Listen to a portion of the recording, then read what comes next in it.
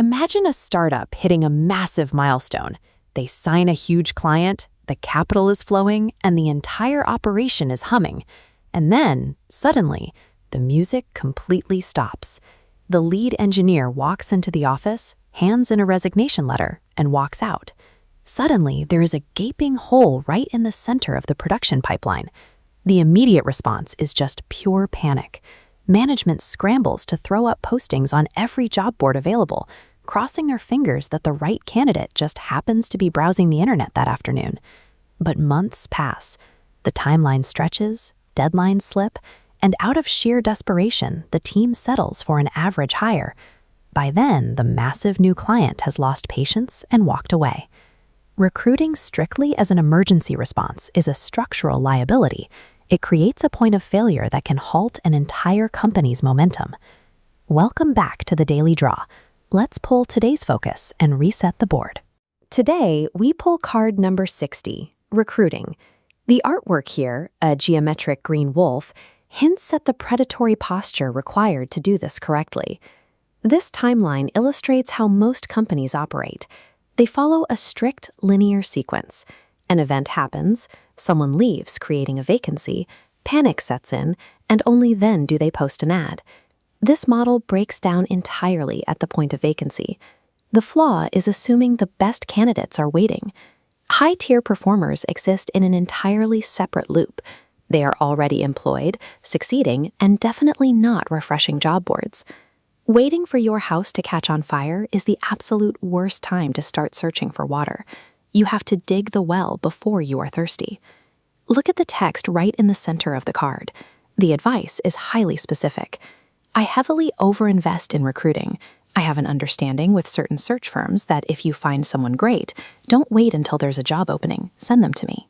That strategy comes from Kevin P. Ryan, an investor and entrepreneur who built a billion-dollar empire by aggressively hunting for talent long before a desk ever sat empty. Operating any other way defies logic. You would never jump out of an airplane and only begin negotiating for a parachute halfway to the ground. Instead, adopt the mindset of a general manager for a championship sports franchise. They are constantly scouting the league. If an elite player becomes available, they don't check if they have an empty locker. They sign the talent and make room on the roster.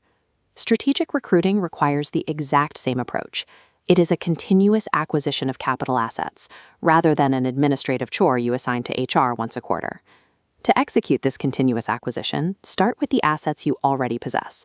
Your current employees, your trusted customers, and your personal connections form an incredibly powerful scouting ecosystem.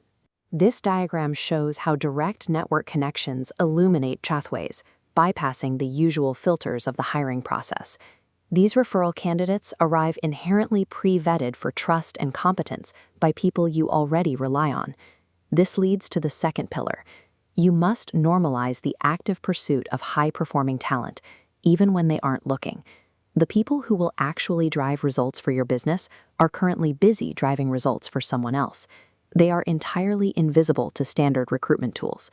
Poaching carries a stigma, but it is not theft. It is simply presenting a superior strategic opportunity to a high-performing professional who has earned the right to hear it. If you want exceptional results, you have to actively hunt in the open waters of employed professionals, rather than fighting over the scraps left behind on public job boards. Let's turn this theory into action. Grab a notebook and mentally isolate the single most important business project you are working on right now. The bottom of today's card gives us 3 distinct targets. How can you make your job description stand out? Who in your network can connect you to qualified talent? And which unconventional forums or groups can you look in?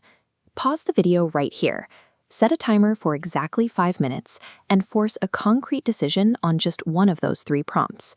Making a single written decision right now is the only way to break the cycle of reactive procrastination. Do it and then come back. Welcome back. Let's address the primary psychological friction stopping most leaders. The fear that reaching out to happily employed individuals is awkward or unethical. Human psychology dictates the opposite. Elite performers have egos. They inherently desire to be scouted, to be noticed, and to have their market value recognized by their peers. Even if a prospect declines the offer today, the outreach plants a seed. you have successfully established a pipeline for tomorrow. Consistently building a bench of talent today acts as the ultimate business insurance policy for the future. When the inevitable vacancy arrives, you won't be scrambling. Here is your final challenge. Identify the one specific person in your network who could multiply the impact of your current project. Confront whatever excuse is stopping you and make the call today.